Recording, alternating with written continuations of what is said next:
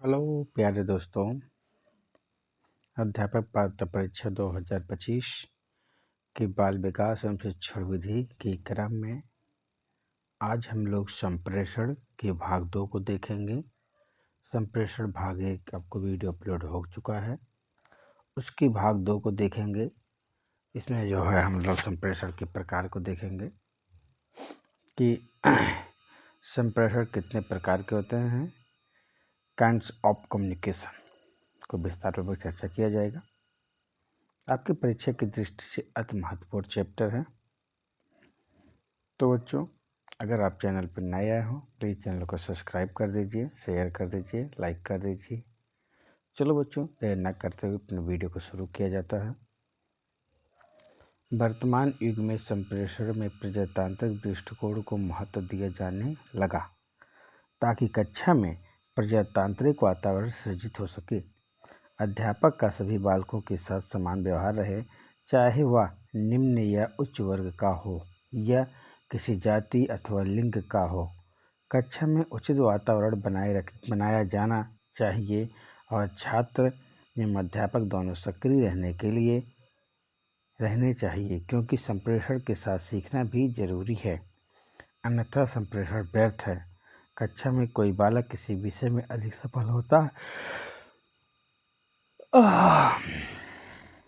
तो किसी में असफल। इन्हीं कठिनाइयों को दूर करने के लिए संप्रेषण के व्यक्तिगत एवं सामूहिक संप्रेषण को जानना आवश्यक है।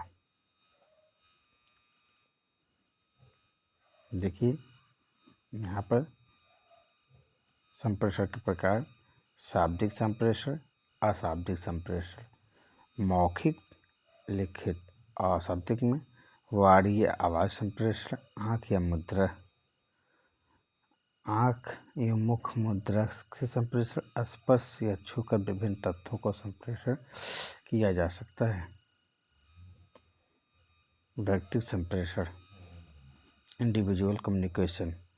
जब शिक्षक प्रत्येक बालक को अलग अलग शिक्षण देता है तो इसे व्यक्तिगत संप्रेषण कहा जाता है। A.G.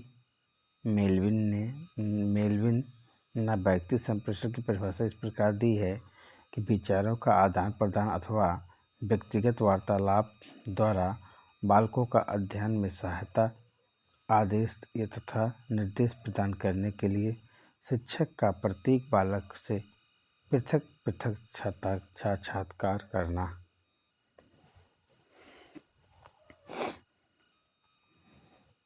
व्यक्तिगत संप्रेषण के उद्देश्य: छात्रों की रुचियों, अभिरुचियों, आवश्यकताओं तथा मानसिक योग्यताओं के अनुसार शिक्षण देना। बालकों की विशिष्ट योग्यताओं और व्यक्तित्व का विकास करना। साधारण बालकों को उनके पसंदीदा क्षेत्र में आगे बढ़ाना, क्रियाशीलता का अवसर देना।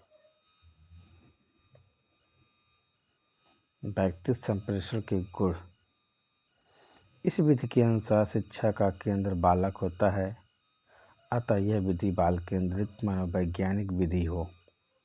इस विधि में बालक स्वयं करना सीखता है। यह विधि बालक क्रियाशील बनाकर उसे अधिक ज्ञान अर्जित करने में सामर्थ्य बनाती है। शिक्षक बालक पर अपने व्यक्तित्व का स्पष्ट प्रभाव डालने में समर्थ रहता है। यह विधि रोचक है। इसमें व्यक्तिगत विभिन्नताओं के आधार पर शिक्षा दी जाती है। यह विधि प्रखर बुद्धि तथा मंद बुद्धि दोनों प्रकार के छात्रों के लिए समान रूप से उपयोगी है।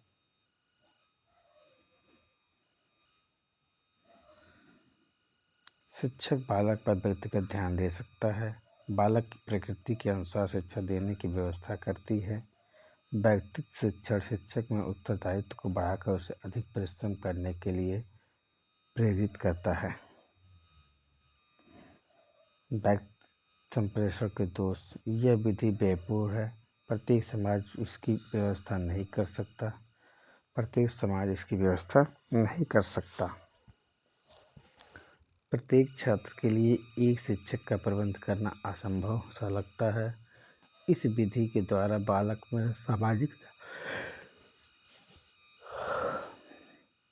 के गुण विकसित नहीं किए जा सकते। कुछ विषय ऐसे होते हैं जिन्हें सामूहिक रूप पढ़ाए जाने पर रोचकता उत्पन्न होती है, जैसे संगीत गायन। यह विधि अव्यावहारिक है।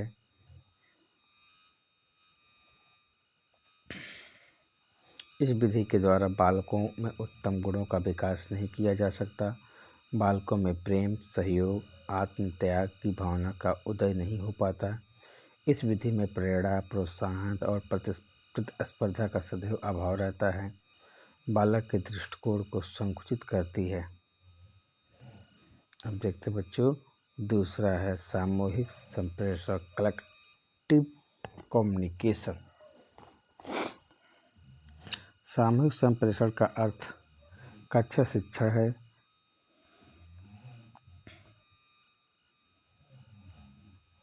सामूहिक संप्रेषण का अर्थ कक्षा शिक्षण है। विद्यालय में एक सी मानसिक योग्यता वाले छात्रों अनेक उपसमूहों में बना लिए जाते हैं। साधारणतः इनको कक्षा कहते हैं। ये कक्षाएं सामूहिक इकाइयाँ होती हैं। शिक्षक इन कक्षाओं में जाकर सभी छात्रों को एक साथ शिक्षा देते हैं। इस विधि में एक कक्षा के सभी छात्रों के लिए सामूहिक शिक्षण विधि का प्रयोग किया जाता है।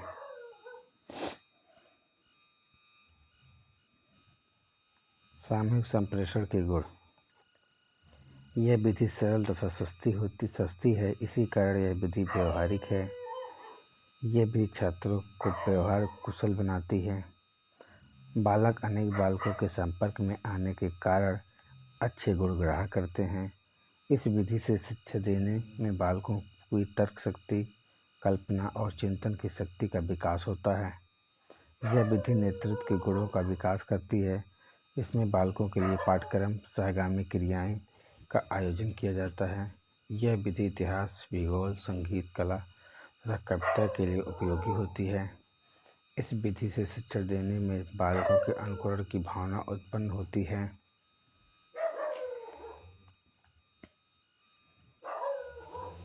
यह विधि छात्रों को सुझाव और नवीन ज्ञान प्रदान करती है। यह विधि छात्रों में शिक्षण के प्रति उत्साह उत्पन्न करती है, जिससे वे सीखने के लिए व्यक्तित्व प्रयास करते हैं।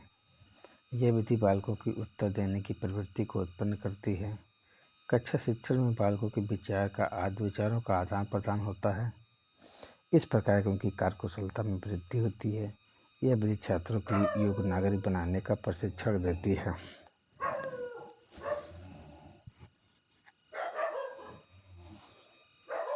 सामूहिक संप्रेषण के दोष। इस विधि को बाल केंद्रित व मनोवैज्ञानिक नहीं कहा जा सकता, क्योंकि इसमें बालकों की रुचियों और आवश्यकताओं की अवहेलना की जाती है। इस प्रकार से शिक्षा देने में बालकों के व्यक्तित्व भेदभाव की ओर ध्यान नहीं दिया जाता है। सभी बालकों को एक समान शिक्षा दी जाती है। यह विधि समय सारणी के अनुसार शिक्षक छात्रों को एक संकुचित क्षेत्र में बांध देती है। शिक्षक पाठ्यक्रम में निर्धारित विषय वस्तु से जूझता रहता है। फलस्वरूप बालक का विकास रुक जाता है।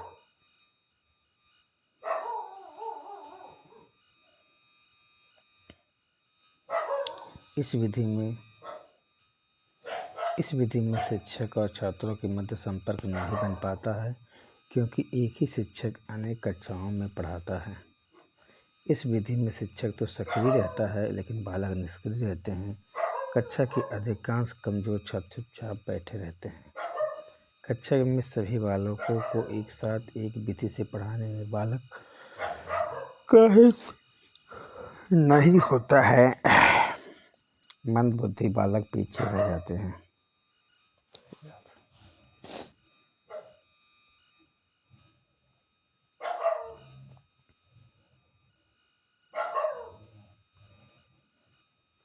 प्रभावी संप्रेषण के तरीके। Method of effective communication. यदि एक व्यक्ति दूसरे व्यक्ति को कोई सूचना देता है तथा दूसरा व्यक्ति द्वारा सूचना ग्रहण करने का संकेत प्रेषक को किसी प्रतिक्रिया के रूप में प्राप्त हो जाए, तो वह प्रभावी संप्रेषण होता है। शिक्षाविदों के मतानुसार संप्रेषण प्रक्रिया को कक्षा में प्रयोग करते समय निम्नलिखित बिंदुओं को ध्यान देना चाहिए।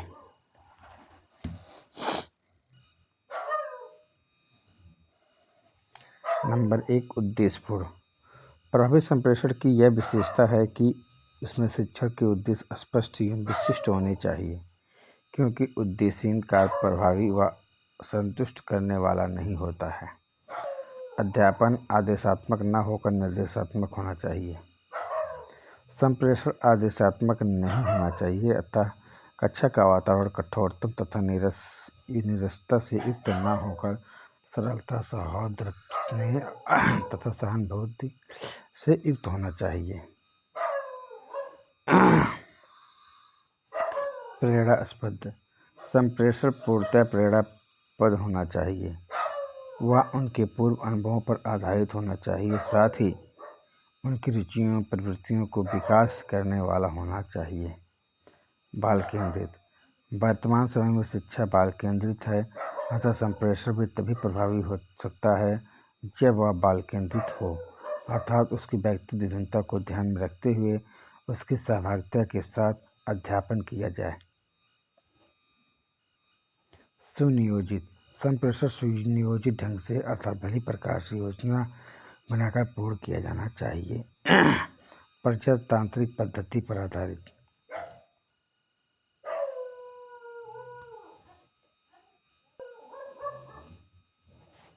प्रजातांत्रिक पद्धति पर आधारित।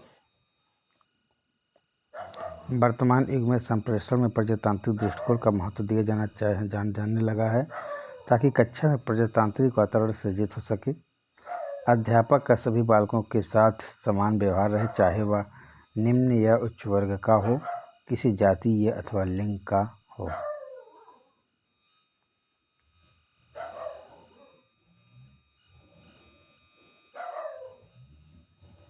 सक्रिय अध्यापन। प्रभावी संप्रेषण के लिए आवश्यक है कि कक्षा में उचित वातावरण बनाया जाए और छात्र एवं अध्यापक दोनों सक्रिय रहे। कहने का तात्पर्य यह है कि एक तरफा संप्रेषण न हो, क्योंकि इस प्रकार के संप्रेषण में छात्र निष्क्रिय श्रोता रहते हैं। वे संप्रेषक से मिलने वाला संदेश को भली प्रकार ग्रहण नहीं कर पाते हैं। उन्हें विषय का आधा अधूरा ज्ञान मिल पाता है। इसलिए आवश्यक है कि संप्रेषण को प्रभावी और छात्र एवं अध्यापक दोनों ही सक्रियता से सहभागिता दें। विषय की क्रमबद्धता। विषय वस्तु की क्रमबद्ध के रूप में प्रस्तुत किया जाए, उसका क्रम टूटना नहीं चाहिए, अन्यथा छात्र भ्रमित हो जाते हैं और उन्हें कुछ समझ में नहीं आता है। सहयोग की भावना का विकास। संप्रेषण में छात्र एवं अध्यापक दोनों सक्रियता अपेक्षित है। इसके लिए एक दूसरे को सहयोग अपेक्षित है। जैसे किसी विषय में पढ़ाते समय अध्यापक यदि बीच बीच में प्रश्न करता है तो छात्र की जिज्ञासा व शिक्षण के प्रति रुचि बढ़ती है और साथ ही उनसे सहयोग की भावना का विकास होता है। पाठ की तैयारी। प्रभावी संप्रेषण के लिए पाठ का पूर्ण तैयारी पहले से ही कर लेनी चाहिए, ताकि वह छात्रों की समस्याओं का समाधान भली प्रकार से कर सके। छात्र अध्यापक के द्वारा दिए जाने वाले ज्ञान को भली प्रकार ग्रहण कर सके। पूर्व ज्ञान से संबंधित। पाठ को पढ़ाने से पूर्व अध्यापक तथ्य ज्ञात कर लेना चाहिए कि क्या छात्र विषय से पूर्व की जानकारी अवगत है या नहीं, अन्यथा संप्रेषण दोषपूर्ण हो सकता है। जैसे कविता कहानी आज पढ़ाने से पूर्व शिक्षक छात्रों से पहले कक्षा में पढ़ा हुआ कविता या कहानी सुन सकते हैं या पाठ में आए हुए पात्रों के विषय में जानकारी प्राप्त कर सकते हैं। सहायक सामग्री का समुचित उपयोग या प्रयोग। संप्रेषण में उचित स्थान सहायक सामग्री का प्रयोग करना चाहिए, ताकि पाठ में रोचकता आ जा सके, छात्र रुचिपूर्ण सीख सकें। सामपट का अधिक प्रयोग, चार्ट मॉडल, चार्ट पट्टिका, फ्लैश कार्ड आदि, वीडियो क्लिप आदि होने चाहिए। स्वतंत्र वातावरण। विषय का संप्रेषण अनुशासित होते हुए भी खेल के समान स्वतंत्र वातावरण में पूरा हो, ताकि छात्रों को रुचि का अधिक विकास हो सके।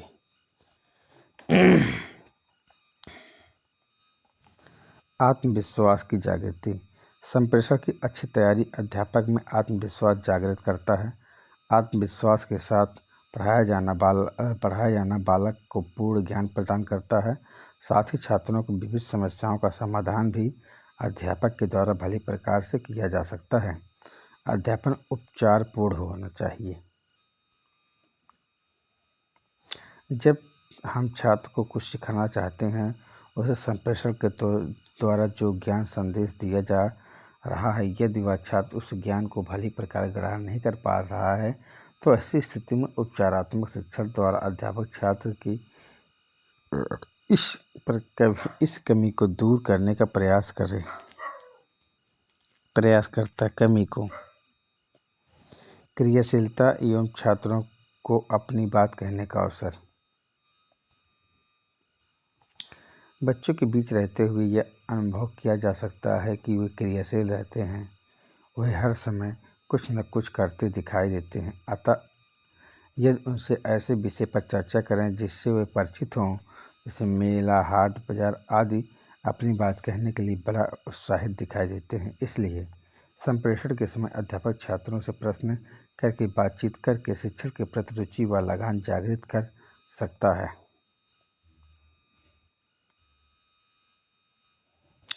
पुनरावृत्ति।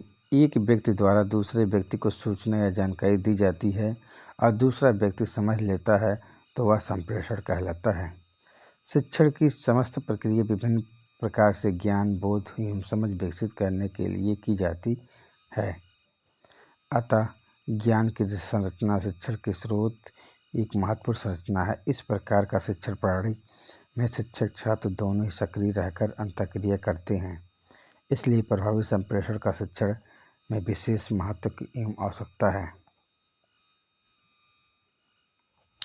संप्रेषण में मुख्यतः 5 घटक होता है: प्रेषक, माध्यम, संदेश, ग्राही, प्रतिपुष्टि। विषय ज्ञान देने वाला संप्रेषण विषय सामग्री, संदेश ग्रहण करने वाला ग्राही कहलाता है। बच्चों, ये आपके लिए बहुत ही इंपॉर्टेंट है। आपसे पूछा जा सकता है संप्रेषण में मुख्यतः कितने घटक होते हैं, तो कितने घटक होते हैं? 5। कौन कौन? प्रेषक, माध्यम, संदेश, ग्राही और प्रतिपुष्टि। संप्रेषण के प्रकार: व्यक्ति सामूहिक संप्रेषण छात्रों की रुचियों, अभिरुचियों, आवश्यकताओं तथा मानसिक योग्यताओं के अनुसार शिक्षण देना। व्यक्तिगत संप्रेषण व जब एक ही कक्षा में सामूहिक रूप से अध्यापक शिक्षण कार्य करता है, छात्र सामूहिक रूप से अध्यापक के ज्ञान संदेश को ग्रहण करते हैं, तो उसे सामूहिक संप्रेषण कहते हैं। प्रभावी संप्रेषण के तरीके: उद्देश्यपूर्ण, निर्देशात्मक संप्रेषण, प्रेरणास्पद, बाल केंद्रित, सुनियोजित, प्रजातांत्रिक पद्धति पर आधारित, सक्रिय अध्यापन, क्रमबद्धता, सहयोग की भावना, पाठ की तैयारी, पूर्व ज्ञान से संबंधित, सहायक सामग्री का समुचित प्रयोग, स्वतंत्र वातावरण, आत्मविश्वास की जागृति, उपचारात्मक शिक्षण, क्रियाशीलता आदि। तो बच्चों, ये आज यहीं पे हम लोग संप्रेषण पर भाग 2 को यहीं पे कंप्लीट होता है। ये भाग 2 है। भाग 1 पहले वीडियो अपलोड कर दिया गया है, आप उसको पढ़ सकते हैं, दोहरा सकते हैं। ये भाग 2 है। तो बच्चों, वीडियो हेल्पफुल लगे तो प्लीज़ चैनल को सब्सक्राइब कर दीजिए, लाइक कर दीजिए। बच्चों, आपको अभी भले ही ये बोरिंग वीडियो लग रहा हो, लेकिन ये बोरिंग वीडियो नहीं है। आपको जब आप तथ्यात्मक पढ़ेंगे तो ये ज़्यादा बेहतर समझ में आएगा, क्योंकि पहले हम लोग अपने ज्ञान को ब्रॉड कर रहे हैं ना, उसको विस्तारपूर्वक समझ रहे हैं। इसके बाद जब नोटिफिकेशन आएगा तो आपके लिए बहुत ही हेल्पफुल होगा। पहले अपना सोच विकसित करिए, संप्रेषण को विस्तारपूर्वक, टॉपिक को विस्तारपूर्वक हम लोग पढ़ेंगे। इसके बाद तब जो है विस्तार से शार्ट में आएंगे। तो बच्चों, आज यहीं तक का। धन्यवाद प्यारे दोस्तों।